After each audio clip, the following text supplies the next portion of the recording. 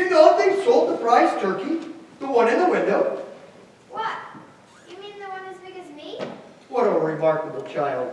An intelligent child. Yes, my sweet. The one as big as you. It's hanging there now. It is. Go get it. Excuse me? No, I'm serious. Go get it and bring the butcher, and I'll tell him where to send it. Come back in less than 5 minutes, and I'll give you a shilling. Come back in less than 10 minutes, I'll give you half a crown. I'll send it to Bob Cratchit. You'll never guess where it came from. It's twice the size of Tiny Tim. The girl, the butcher, and the turkey were back in something less than 5 minutes, were paid and paid for, and were sent off to Bob Cratchit's in a cab, hired by Mr. Scrooge. Shaving was not easy for Scrooge that morning, for shaving requires attention, even if you don't dance while you're doing it. He dressed himself in his best and got out into the streets. The people were by this time pouring forth, and Scrooge, walking with his hands behind him, met everyone with a delighted smile and a Merry Christmas. At length, he met the ladies who had visited his counting house the day before. Good day, madam. I hope that you were succeeded yesterday, and Merry Christmas to you. Mr. Scrooge? Please forgive me for my behavior at the shop. And I hope you will have the goodness, Brave, to accept. Lord bless me! Are you sure you wish to donate that much? I do, and not a penny less. There are a great many back payments included, I assure you. God bless you, Mr. Scrooge! Merry Christmas.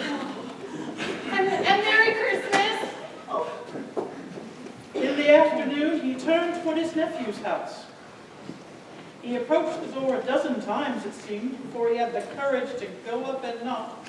But he finally made a dash for it and did it. Yes? Uncle Scrooge. Merry Christmas. I'll accept your invitation if you'll have me. Will you let me in? Let him in. It's a wonder he didn't shake his arm off. Mr. Scrooge felt at home in 5 minutes. It was a wonderful party with wonderful games and wonderful happiness, and Mr. Scrooge was the happiest of all. Mr. Scrooge was early in the office the next morning. If only he could be there first and catch Bob Cratchit coming in late. The clock struck 9. No Bob. 1:15. No Bob. Bob was a full 18 minutes and a half behind his time when he crept in, his hat already off, and started away with his pen as if he were trying to overtake 9 o'clock. Scrooge growled to him in the best imitation he could manage of his former gruff voice. What's the meaning of coming in at a time like today? I'm very sorry, sir. I am behind my time. I should hope to say you are. Come here.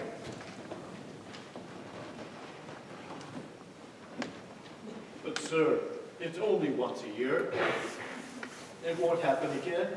We were making rather merry yesterday, and then with a turkey, which...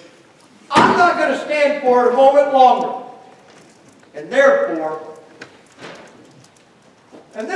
Bob, I'm going to raise your salary.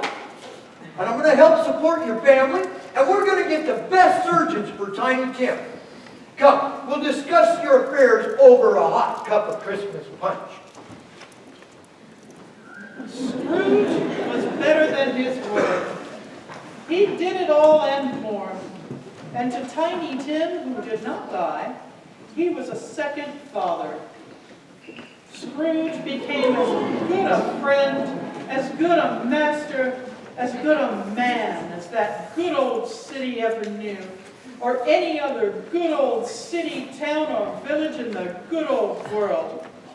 And it was always said of him that he knew how to keep Christmas well, if any man possessed the knowledge.